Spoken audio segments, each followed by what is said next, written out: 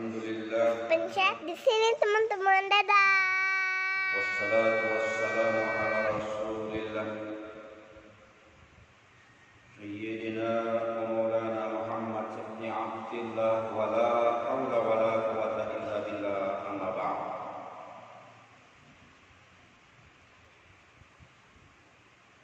Jamaah salat subuh yang dimuliakan Allah Subhanahu wa taala,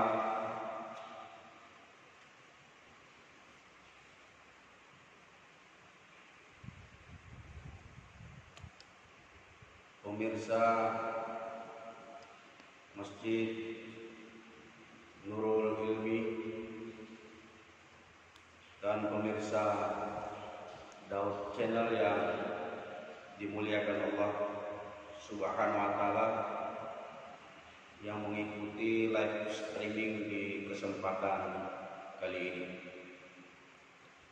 Alhamdulillah, kita panjatkan puji syukur kehadirat Allah Subhanahu wa taala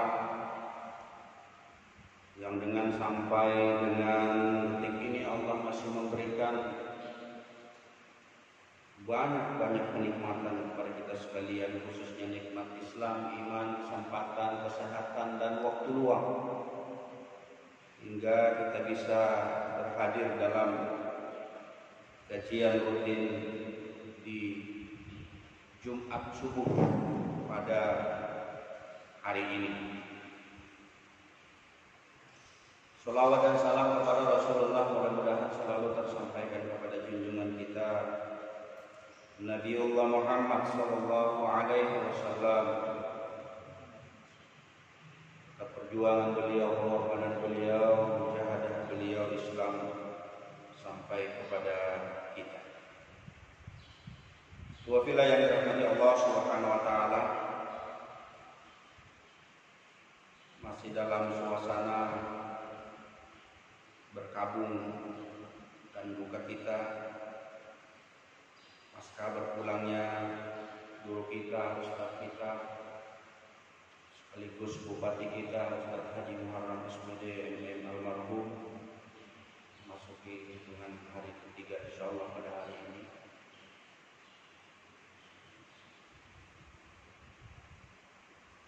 Dalam kesempatan yang baik ini, izinkan saya mengutip salah satu materi yang disampaikan beliau di tanggal 16 Mei 2019. Kala itu saya mendampingi beliau di Masjid Al-Bainah Gunung Panjang, dan insya Allah materi ini juga sempat disampaikan di tempat ini, di masjid kita ini.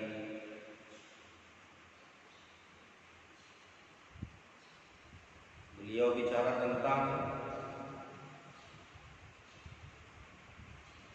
hakikat kehidupan manusia.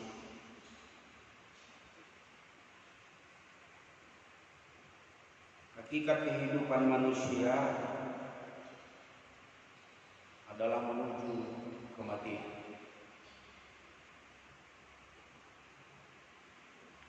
Suka tidak suka, mau tidak mau, manusia pasti akan merasakan yang namanya mati.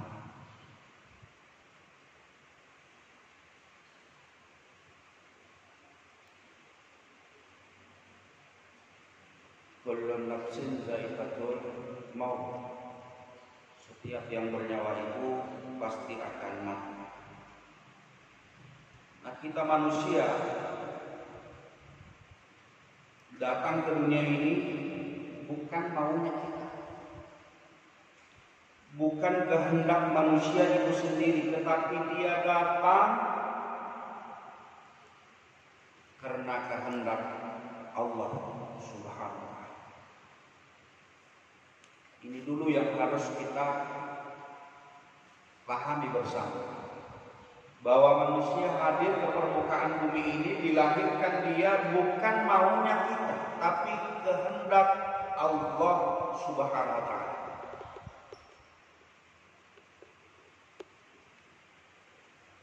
Maka ungkapan Al-Quran mengajarkan dalam potongan ayat surah Al-Baqarah 156 yang familiar bagi kita dan sering bahkan hampir setiap hari kita dengar, alladzina idza asabathum musibah qalu inna lillahi wa inna ilaihi raji'un. Itu orang-orang yang apabila ditimpa musibah mereka berkata inna lillahi wa inna ilaihi raji'un.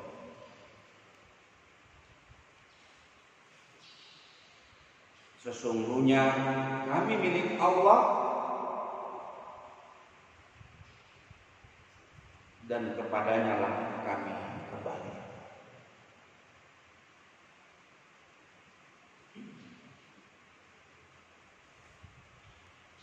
Ikhwah fillah yang dirahmati Allah, jamaah sholat subuh Nurul Ilmi, pemirsa channel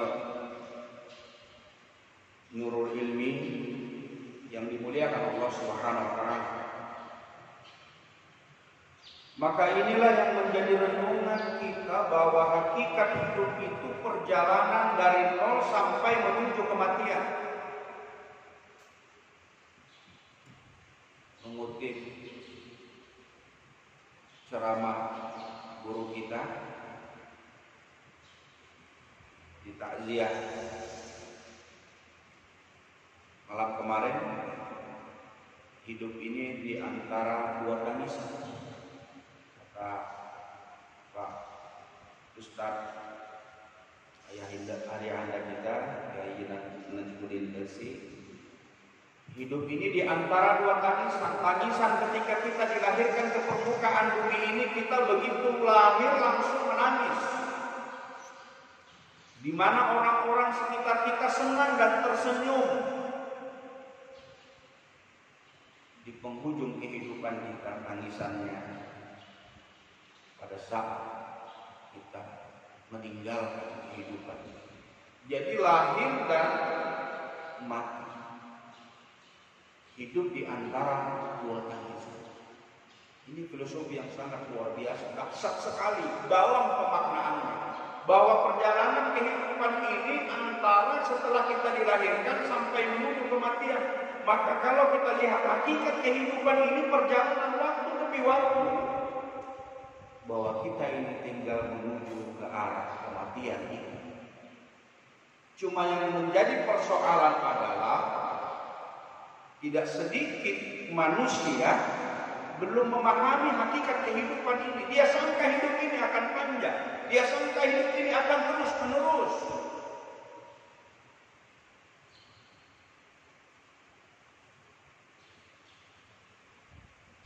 Ketika orang sudah memaknai bahwa sesungguhnya hakikat kehidupan ini inna lillahi wa inna ilaihi raji'un, maka dia akan menapaki perjalanan ini terus menerus menuju giliran yang namanya kematian.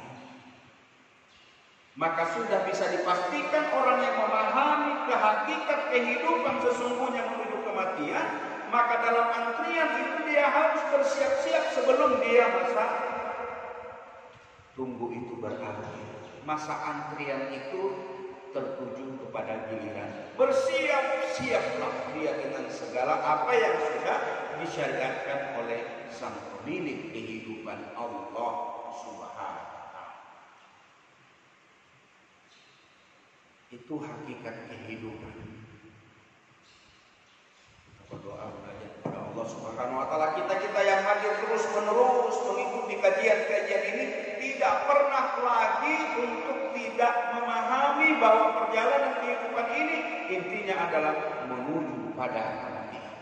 Sehingga dengan adanya hakikat yang kita pahami bahwa perjalanan kehidupan ini menuju kematian, maka kita sudah bersiap sedia kapanpun jika Allah menghendaki kita menuju kematian itu.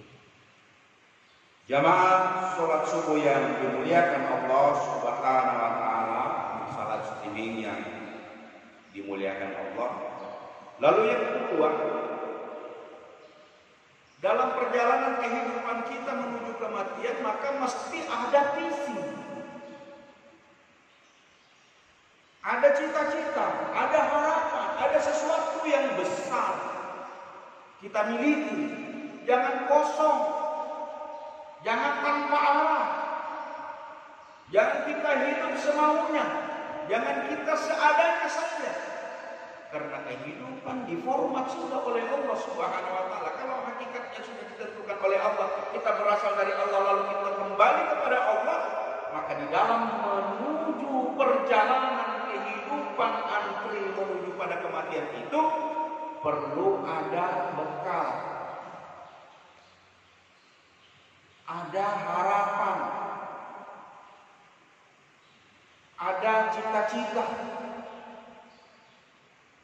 Itulah yang disebut dengan visi seorang muslim yang mukmin. Apa itu?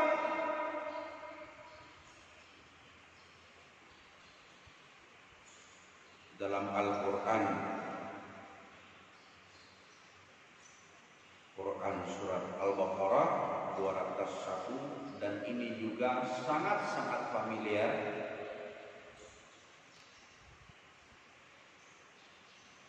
Rabbana atina fid dunya hasanah wa fil akhirati hasanah wa qina azaban. Itulah semestinya yang menjadi visi kehidupan kita sebagai seorang muslim. Dan ini doa kita yang sering juga disebut doa sapu jagat. Kita minta kebaikan kepada Allah, baik kita hidup di dunia, kebahagiaan lahir dan batin, sampai kita nanti di akhirat kelak nanti. Rabbana atina fid dunya hasanah wa fil akhirati hasanah wa qina azabannar. Ya Tuhan kami, berilah kami kebaikan di dunia dan kebaikan pula di akhirat, dan lindungilah kami dari azab neraka.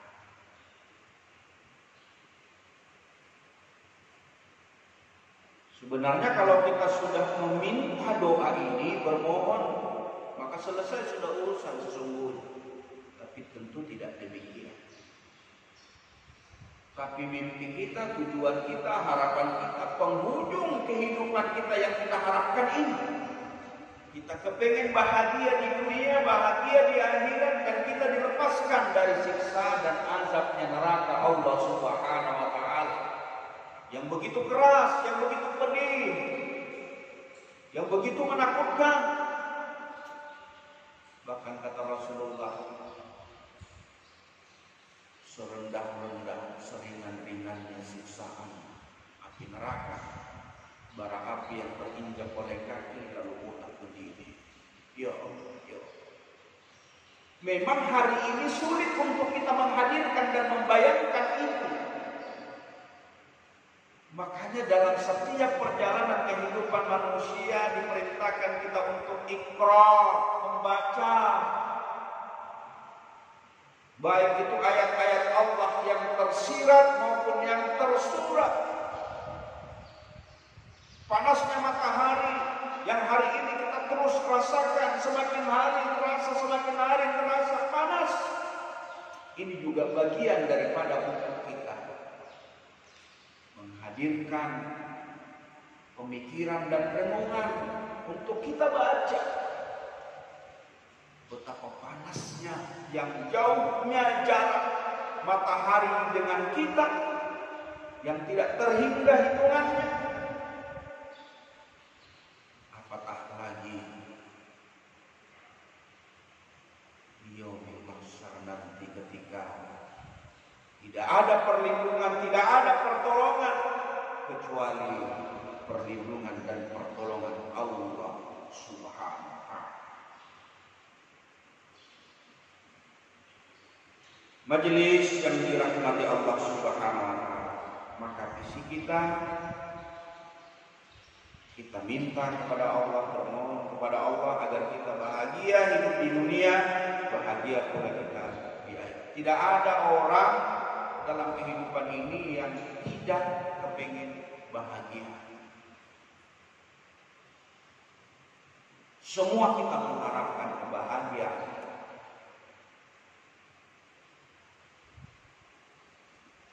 Yang selanjutnya, ibadah yang dirahmati Allah, misi seorang muslim. Jadi sudah aman cita-cita, harapan, ada raja, ada pengharapan kita kepada Allah Subhanahu wa ta'ala agar kita bahagia di dunia, bahagia di akhirat, dilepaskan kita dari azab. Maka proses menuju itu, inilah yang disebut dengan misi.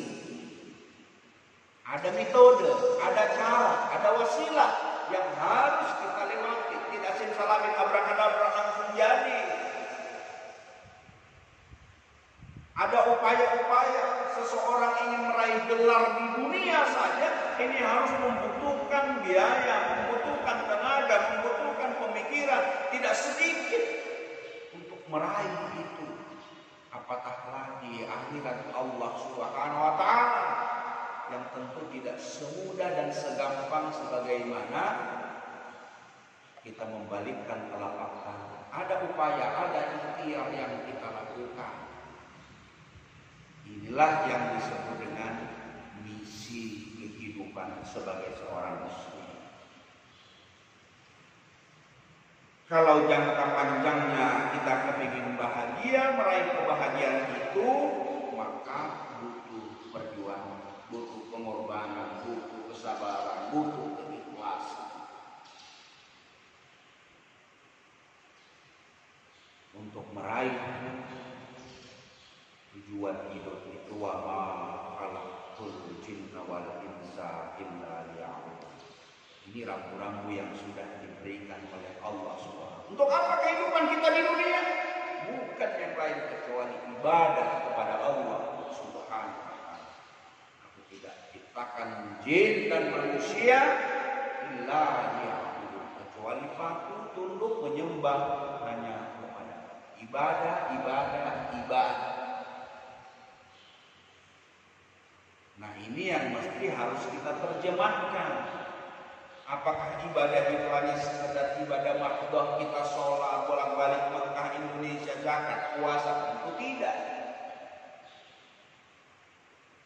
Semua rangkaian aktivitas yang kita lakukan dalam kehidupan mengharap ridhonya Allah Subhanahu wa ta'ala, itulah yang bernilai ibadah di sisi Allah Subhanahu wa ta'ala. Maka rugi sekali kita kalau dalam melakukan aktivitas kehidupan kita yang kita tidak pasang niat kita untuk meraih keridhaan Allah Subhanahu wa ta'ala. Memang tidak mudah, memang tidak gampang. Banyak tantangan. Memfokuskan niat karena Allah saja itu butuh kekuatan hati, kebesaran jiwa, kelapangan dada. Karena kalau kita tidak dengan kesungguhan hati, boleh jadi hambatan, rintangan, ini sini berganti terus. Karena yang namanya iblis, yang namanya setan, yang namanya godaan itu silih berganti untuk bagaimana manusia tidak fokus kepada mengharap ridhonya Allah Subhanahu wa ta'ala. Jangankan orang yang beribadah, jangankan orang yang tidak melakukan ibadah, yang tidak melakukan ritual-ritual, kewajiban-kewajiban yang membebankan kepada dia. Orang yang sudah melaksanakan ibadah saja kepada Allah itu digoda terus. Jangan dikira kita yang rajin majelis taklim, kita yang sudah mengikuti kajian, kita yang sudah baca Al-Quran, kita yang sudah sujud tiap malam, kita sudah melakukan kebaikan-kebaikan dan amal-amal saleh, lalu kita tidak mendapatkan godaan. Justru disinilah letaknya godaan itu semakin besar. Tapi Allah memberikan perangkat, memberikan media kepada kita untuk kita berlindung, berdoa kepada Allah Subhanahu. Aku tidak ciptakan jin dan manusia kecuali ibadah, patuh, tunduk kepada. Majelis yang dirahmati Allah Subhanahu wa taala. Maka pemaknaan ibadah ini tentu tidak hanya sekedar kita melaksanakan ibadah maksiat, tapi seluruh rangkaian apa yang kita lakukan dalam kehidupan ini itulah ibadah di sisi Allah, dengan catatan menghadirkan niat untuk mencari keridhaan Allah Subhanahu wa taala. Orang suami misalnya mencari nafkah untuk anak, istri dan seluruh keluarganya, niat mencari ridha Allah, ibadah di sisi Allah Subhanahu wa taala. Seorang istri melayani suami, mendidik anak, mengharap ridha Allah, ibadah di sisi Allah Subhanahu wa taala. Kita yang hadir dalam majelis dan kajian seperti ini mengharap bukan yang lain tapi karena Allah, termasuk ketundukan dan kepatuhan yang lain.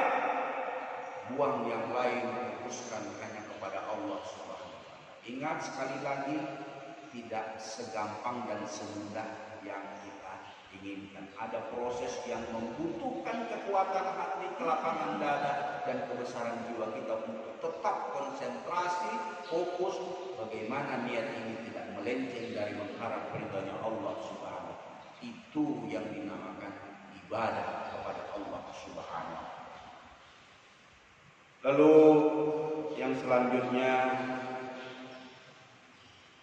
sudah hakikat, sudah visi, sudah misi, maka dalam proses kehidupan kita ada upaya-upaya untuk mengatur kehidupan ini agar kita tidak lengah, agar kita tidak oleng, agar kita tidak sekedarnya, agar kita tidak semaunya. Itulah yang dinamakan program hidup. Butuh keteraturan, butuh schedule, butuh job, butuh jadwal. Apa-apa yang semestinya Allah sudah menurunkan yang namanya syariat. Syariat inilah sebagai media kita untuk mengatur bagaimana dan harus apa kita lakukan. Itulah yang disebut dengan program hidup. Setidak-tidaknya kita berupaya untuk menghadirkan ilmu dalam hidup kita ini. Belajar kita sebanyak-banyaknya, mengkaji, memaknai, merenungi. Karena dengan ilmu itulah segudang pengetahuan yang kita tahu, walaupun sebanyak apapun yang kita punya. Ingat, ilmu ini hanyalah milik Allah. Sedikit saja yang diberikan oleh Allah, maka tidak ada peluang dan kesempatan kita untuk menyombongkan diri kalau sebanyak apapun ilmu yang kita miliki, karena ilmu ini miliknya Allah semata.